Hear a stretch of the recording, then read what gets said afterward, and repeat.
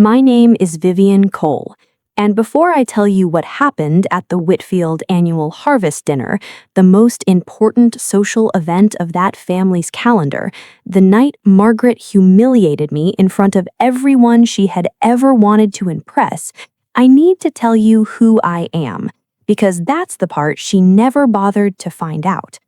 I grew up in a small town in rural Ohio. My mother worked double shifts at a textile factory for most of my childhood.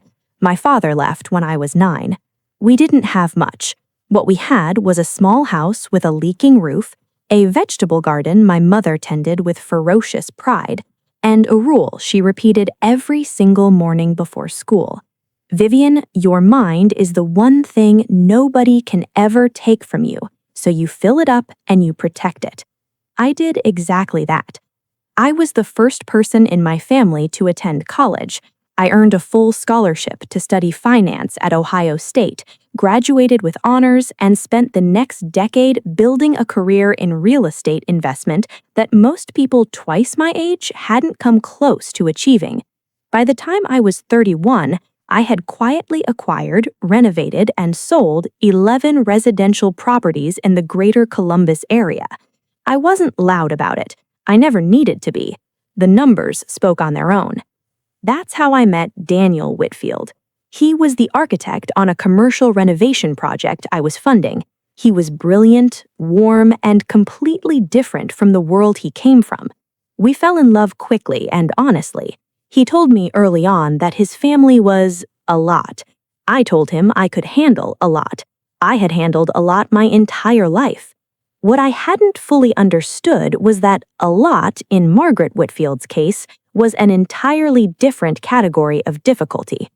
The Whitfields were old money, not extraordinarily wealthy by any modern standard, but wealthy enough, for long enough, that they had developed that particular brand of arrogance that comes from never having had to question their own position. They had a name in their county. They sat on local boards. They attended galas and charity events and expected to be photographed doing so. Margaret, Daniel's mother, was the axis around which all of it rotated. She was elegant in the way that certain women are elegant, not because of genuine refinement, but because of decades of careful performance. She decided she didn't like me the moment Daniel brought me home for the first time. I saw it in her face before she even opened her mouth. That split-second assessment, the quick scan, my shoes, my bag, my posture, my skin, a small tightening around her eyes that she smoothed over immediately with a smile that didn't reach them. "Vivian," she said, extending her hand with exactly the right amount of warmth to seem gracious and exactly the wrong amount to feel real. "Daniel has told us so little about you." That was the first one, delivered with a smile, designed to remind me that I was not important enough to have been discussed. I shook her hand, smiled back, and said, "Then I look forward to filling in the gaps." She didn't like that either. Over the 2 years that Daniel and I dated, and then the year of our engagement, Margaret Whitfield conducted what I can only describe as a quiet, sustained campaign to make me feel like an outsider. It was never explosive. It was never anything Daniel could easily point to and say, "See, there it is." It was the architecture of exclusion, subtle, structural, and deeply intentional. She would discuss family history at the dinner table in references I couldn't follow, then look at me with something like pity when I didn't respond. She would invite Daniel to family events and mention it to him casually, as though she had simply forgotten to include me. She would comment on my clothing, always framed as helpfulness. "That color is interesting on you, Vivian. Not everyone can pull it off." She introduced me to her friends as Daniel's friend for the first 4 months, even after we were officially engaged. And then there were the questions, always the questions, asked in that particular tone that is designed to sound curious while actually functioning as an audit. "Where did you say your family was from again? And your mother, what does she do? Did you grow up in the city?" "Oh, no, I see." Daniel confronted her twice. She cried both times and said she was only trying to get to know me. He apologized to her. I watched this happen and I made note of it, not with bitterness, but with clarity. I was understanding the architecture of the situation. I was mapping the territory. Because the one thing my mother taught me, the one thing all those years of building something from nothing had reinforced, is that you don't spend your energy on noise, you spend it on strategy. And I was already thinking several moves ahead. Daniel and I married in the spring. It was a beautiful wedding. Simple, intentional, exactly what we wanted. Margaret wore a dress that was, by no coincidence, almost the exact same shade as mine. When people commented on it, she laughed and said, "Oh, great minds, I suppose." We moved into an apartment in the city for the first year, but Daniel had always dreamed of a particular kind of home, something with history, with architecture, with the bones of a place that had been built to last. He had described it to me so many times I could picture it before we found it. When we did find it, a 1920s colonial revival in one of Columbus's most established neighborhoods, 4 bedrooms, original hardwood floors, a garden that wrapped around 3 sides of the property, Daniel was in the middle of a major project that had put a significant strain on his finances. The timing was difficult for him. It was not difficult for me. I had been preparing for this exact kind of opportunity for years. I had the liquidity, I had the credit history, I had the relationships with the right lenders. I purchased the house. The deed was filed in my name alone. Daniel and I discussed it openly and honestly. It was a practical arrangement that we both understood and agreed upon, with every intention of formalizing a shared ownership structure once his finances stabilized. We moved in together. We built a home together. We painted the study and argued about the kitchen tile, and planted things in that garden that took all summer to grow. Margaret visited twice before the harvest dinner. She walked through those rooms with proprietary ease, commenting on what she would have done differently, touching things that weren't hers to touch, referring to the house as the family home in a way that made my jaw tighten in a manner I had learned, by then, to control completely. I said nothing. I smiled. I offered her tea. I was waiting. The Whitfield Annual Harvest Dinner was, by Margaret's own description, a tradition of significance. Every year she hosted the extended family, siblings, cousins, adult children, assorted spouses and partners, for a formal dinner that functioned less as a celebration and more as a demonstration of the family's cohesion, its taste, its standing. Seating arrangements were deliberate. The menu was discussed for weeks in advance. The guest list was curated. That year, for the first time, the dinner was to be held at our house. This had been Margaret's suggestion, offered sweetly, framed as a compliment. It would be so lovely to use your beautiful space, and it gives the younger generation a chance to host. Daniel was pleased. I agreed because I understood exactly what this was. Margaret was borrowing my house to perform her tradition in, while simultaneously ensuring that her presence in it would feel like the more natural one. It was a sophisticated maneuver. I respected it, in the way you can respect a move in chess even when it's being played against you. I spent 3 weeks preparing for that dinner. Not frantically, not anxiously, deliberately. I sourced the catering from a chef I had worked with on a property development in the short north, who had since opened one of the city's most talked-about restaurants. I curated a wine selection with the help of a sommelier I had met through a client. I arranged flowers with the care of someone who understands that detail is where authority lives. I dressed that evening in a deep navy gown that I had purchased 2 months earlier and had altered precisely. I wore my grandmother's pearl earrings, the only jewelry she had ever owned, the only pieces that had ever mattered to me. I was not performing elegance. I was simply being exactly who I was.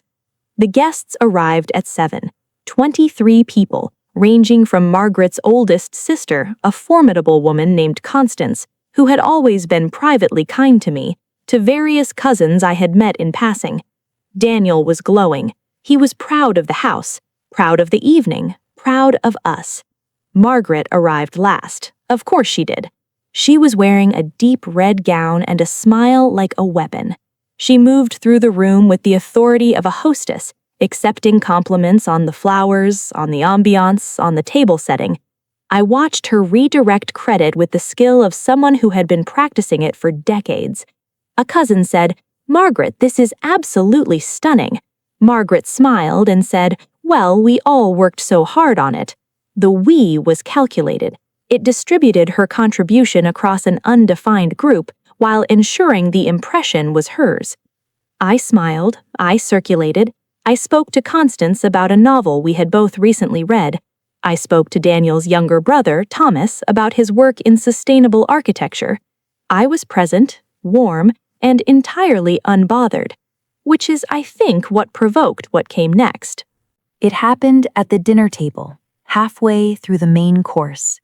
The conversation had turned to a recent profile in a regional society magazine, a piece about established Columbus families and their homes. Someone mentioned that the house would be a natural feature for a future issue. There was a pleasant murmur of agreement around the table. And then Margaret said, with that particular smile, "Of course, it does take a certain kind of sensibility to maintain a home like this properly. Not everyone is equipped for that kind of—" She paused, and I watched her choose the word with surgical precision. Stewardship. The table shifted almost imperceptibly. I kept my expression completely neutral. I took a sip of wine. I said nothing. And then she continued, "I've always believed that homes like this one belong to people who understand their history, their lineage, their place in a community." She looked at me then, directly, for the first time all evening. "No offense intended, Vivian. You've done a lovely job. But there is a certain class to this kind of life that isn't really something one can acquire. It's something you're born into." The table went very quiet. Daniel's hand moved toward mine under the table. I felt it. I let it rest there. I looked at Margaret with an expression I had carefully cultivated over years of boardrooms and negotiations.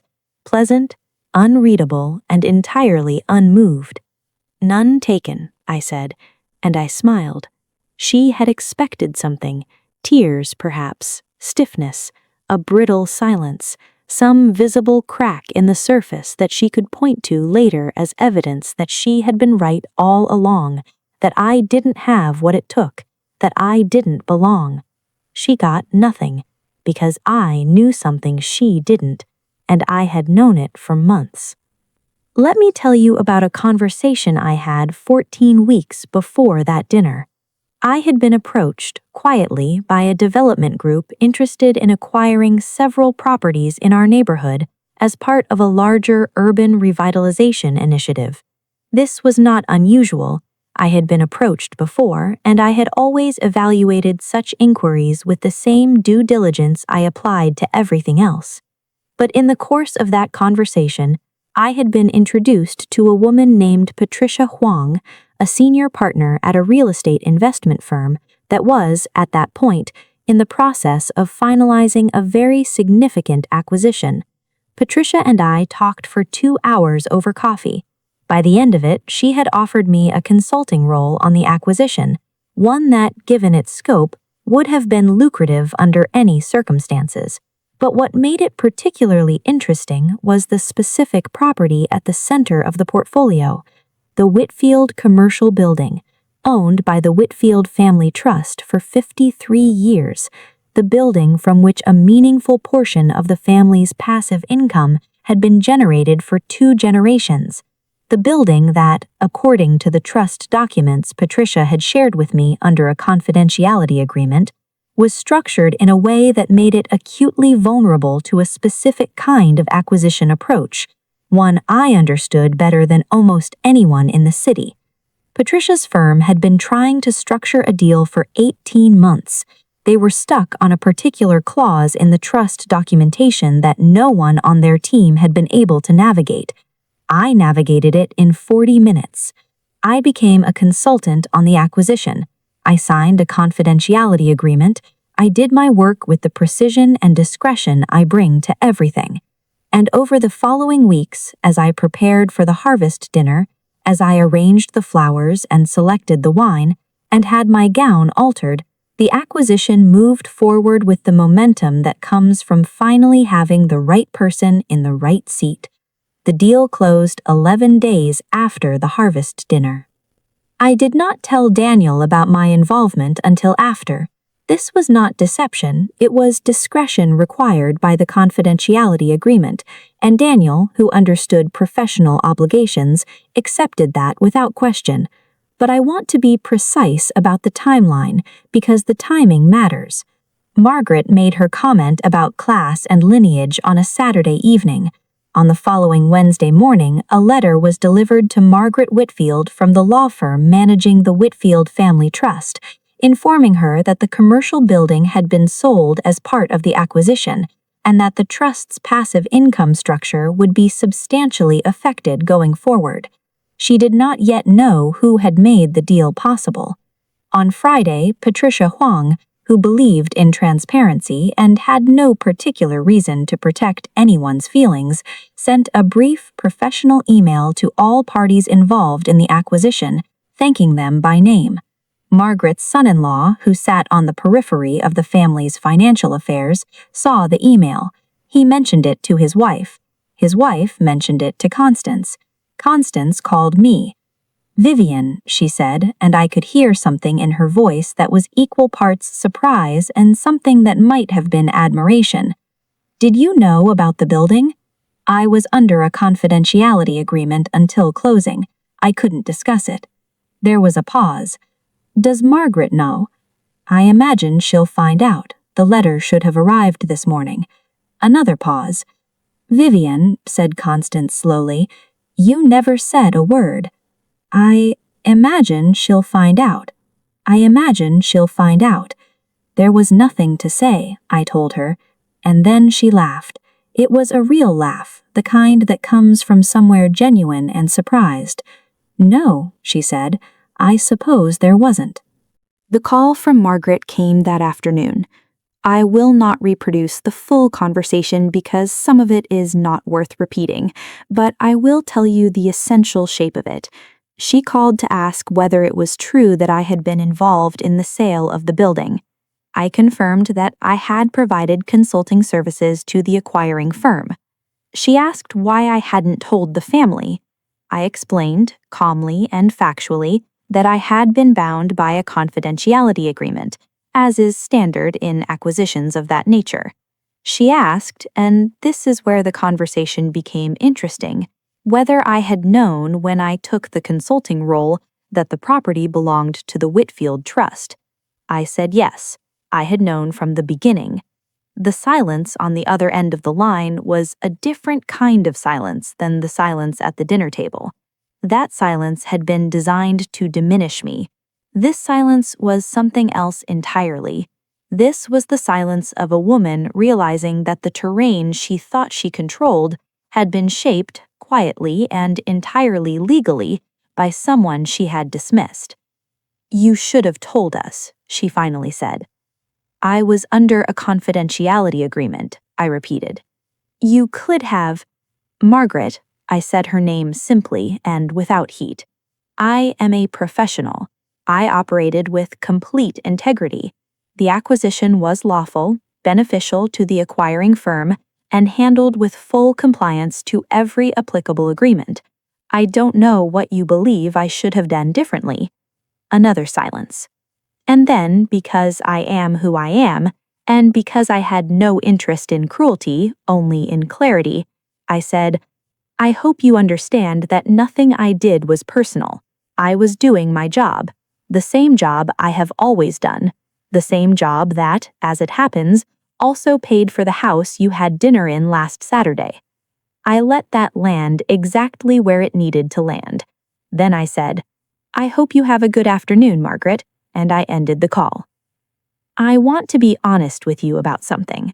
The satisfaction I felt in that moment was not the satisfaction of revenge. I want to be precise about this distinction because it matters to me. Revenge is reactive. Revenge is built from hurt and designed to inflict pain in return. What I felt was something different. It was the deep, settled satisfaction of a person who had been told she was not enough, who had simply gone on being exactly who she was, and who had allowed reality to make the argument she never needed to make herself. I had not engineered the acquisition to harm Margaret. I had taken a professional opportunity that was presented to me, and I had done it with the skill and discretion I bring to every professional opportunity. The fact that it happened to involve the Whitfield family trust was a coincidence of geography and network. I had navigated it honestly, within every legal and ethical boundary. And yet, the building was sold, the trust's income structure changed, and Margaret Whitfield, who had sat at my dining table, in my house, on my floors, beneath my chandelier, and told me that class was something you were born into, now knew with absolute certainty who had been the most professionally significant person in that room. It had not been her. In the weeks that followed, things shifted in the way that things shift when the underlying reality of a situation becomes visible. Constance reached out again, and we began what has become a genuine friendship. She is sharp and funny and completely without pretense, and she told me privately that she had always thought Margaret's treatment of me was inexcusable. She also told me, without any particular drama, that several other members of the family had felt the same. Thomas, Daniel's younger brother, asked if I would be willing to consult on a development project he was considering. I agreed. We worked well together. Margaret and I exist now in a state of careful mutual respect. She is not a person I will ever be close to. She is not a person I would choose to spend time with outside of family obligation, but she is no longer a person who speaks to me the way she spoke to me at that dinner table. The architecture of our relationship shifted that Friday afternoon on the phone, and it has never shifted back. I don't think it ever will. Daniel knows everything now, and his response, after the initial surprise, was to look at me with an expression I recognized from the very beginning of our relationship, that expression of someone encountering the specific version of a person they had always suspected was there, fully realized. "You never told me," he said. I couldn't. Confidentiality agreement. He was quiet for a moment, then, "Were you ever worried?" "About what?" "About how it would look, that people might think you acted with complete professional integrity," I said. "No, because I did act with complete professional integrity. There was nothing to worry about." He smiled. It was the smile I married him for. "No," he said. "I suppose there wasn't." I think about my mother sometimes when I am in the garden behind the house, that garden that wraps around 3 sides, the one I fell in love with before I even stepped inside. I think about her vegetable garden in Ohio, the one she tended with such fierce, quiet pride. I think about what she understood about dignity, that it is not something that can be conferred or revoked by another person's opinion, that it lives in the quality of your work and the consistency of your character and the unflinching knowledge of your own worth. She never had a chandelier. She never sat at a formal dinner table with crystal glasses and a catered meal. She never had the kind of house that gets written about in regional magazines. But she had something that I watched Margaret Whitfield perform without ever quite achieving. She had class, the real kind, the kind that has nothing to do with where you were born or who your family is, or how long your name has been attached to a building. The kind that shows up in how you treat people when you think it doesn't matter. The kind that shows up in how you do your work when no one is watching. The kind that shows up in how you respond, or choose not to respond, when someone tries to make you feel small. I thought about her that evening after I got off the phone with Margaret. I stood in the garden in the late afternoon light and I thought, "Mom, you were right. They can't take what's yours. Not the work, not the knowledge, not the quiet, unshakable certainty of who you are. And sometimes, not always, but sometimes, they can't even take the house." The Society magazine article ran 8 months later. The house was the feature. The profile was titled, "The New Custodians, how a new generation is redefining legacy in Columbus's historic homes. The photographs were beautiful. The garden in late summer, the original hardwood floors, the chandelier. The article was about me, not about the Whitfield family, not about lineage or history, or the kind of class that gets handed down like an heirloom.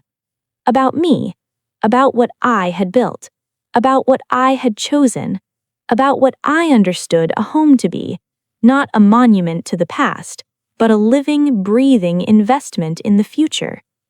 Margaret was mentioned once, in passing, as Daniel's mother. I imagine she read it. I imagine she read every word. I hope she understood, finally, what I had understood from the beginning, that I was never trying to belong to her world. I was building my own. They say class is inherited, that elegance is learned only in the right rooms, at the right tables with the right last name preceding you into every space you enter. I say class is what you do with what you know, when the people who underestimated you are finally paying attention. And I say that the most elegant thing a woman can do when she is told she doesn't belong is smile, say nothing, and let the deed speak for itself.